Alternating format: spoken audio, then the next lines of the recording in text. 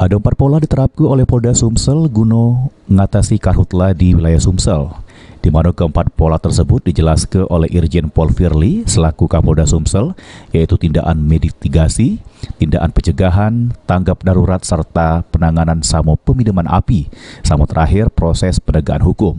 Dari 4 pola yang sudah dilakukan tersebut, menurut Irjen Pol Firly, Sumsel masih cukup aman dari kabut asap. Hutan dan lahan kita melakukan setidak-tidaknya ada 3 pola yang kita lakukan. Pertama adalah tindakan mitigasi itu sendiri. Kedua adalah tindakan pencegahan. Ketiga adalah tanggap darurat, segera penanganan dan pemadaman api bila mana ada. Yang keempat, kita lakukan penegakan hukum. Dan sampai hari ini itu sudah kita lakukan.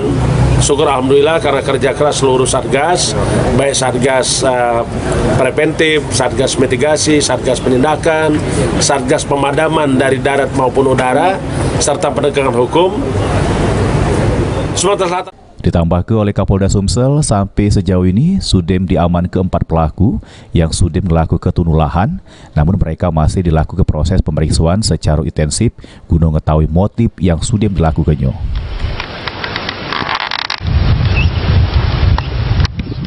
Firman Hidayat, PAL TV.